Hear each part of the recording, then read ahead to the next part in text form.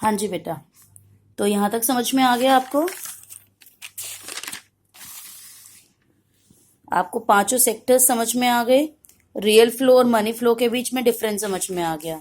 ठीक है, अब हम करेंगे रियल फ्लो 2 सेक्टर मॉडल।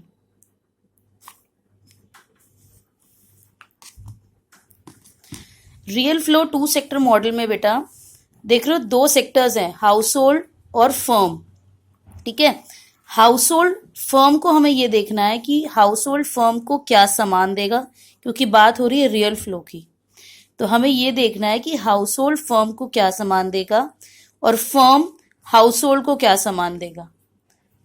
ठीक है, अब आप खुद सोचो कि कोई शॉपकीपर है, कोई फर्म है, वो आपको क्या सामान देती है?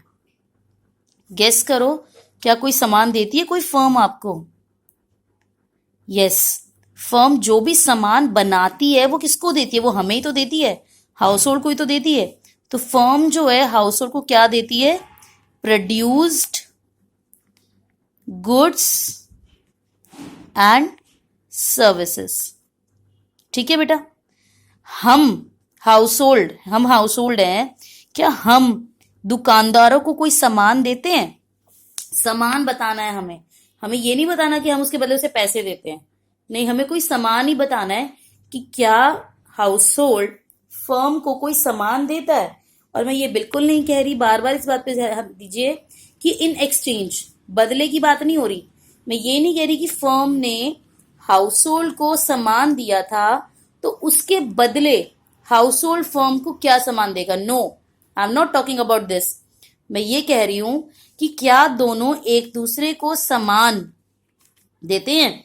फर्म हाउस होल्ड को तो देता है, जो सामान वो बनाता है वो हमें ही तो देता है, परिवार को ही तो देता है एक फर्म।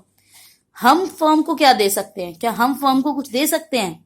यस, हम फर्म को क्या देते हैं बेटा? हम देते हैं उन्हें फैक्टर सर्विसेज। क्या देते हैं हम उन्हें? Factor services. फैक्टर सर्विसेज का क्या होता है? अब फैक्टर सर्विसेज नाम से समझ में आ रहा है, साधन सेवाएं, यानी कुछ हम सेवाएं दे सकते हैं उन्हें। आप लोगों ने अकाउंट्स में पढ़ा होगा, हमारे जो होते हैं 4 फैक्टर्स होते हैं बेटा। ठीक है, ये आप थोड़ा सा नोट करें, ध्यान रखें इस बात को।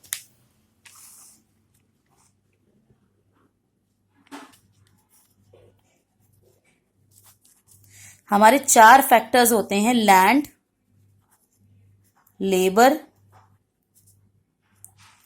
कैपिटल और लास्ट है एंटरप्रेन्योर। जब हम लैंड देते हैं, ये सारी क्या है हमारी? ये फैक्टर सर्विसेज हैं, ये सर्विसेज हैं, ये सामान ही तो हैं ये चारों चीजें।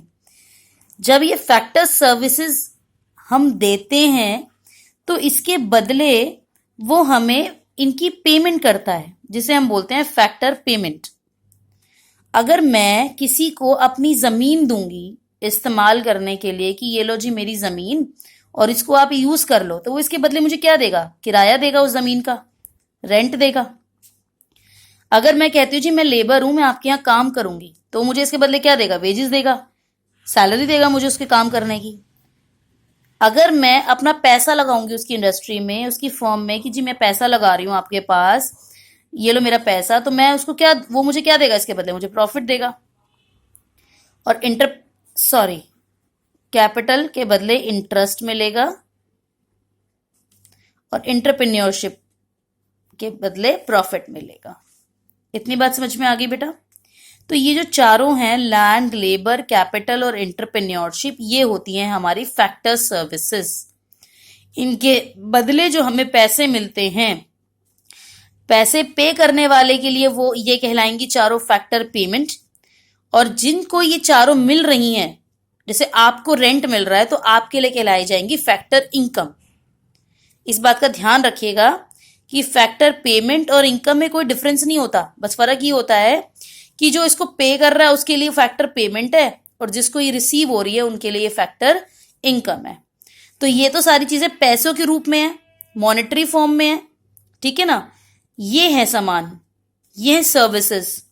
तो ये चारों जो आएंगी ये आएंगी रियल फ्लो में। तो हम जो रियल फ्लो की बात कर रहे हैं कि हाउस होल्ड फर्म को क्या देगा? हाउस होल्ड फर्म को ये चारों फैक्टर सर्विसेज देगा, लैंड, लेबर, कैपिटल और एंटरप्रेन्योरशिप। समझ में आ गई बेटे?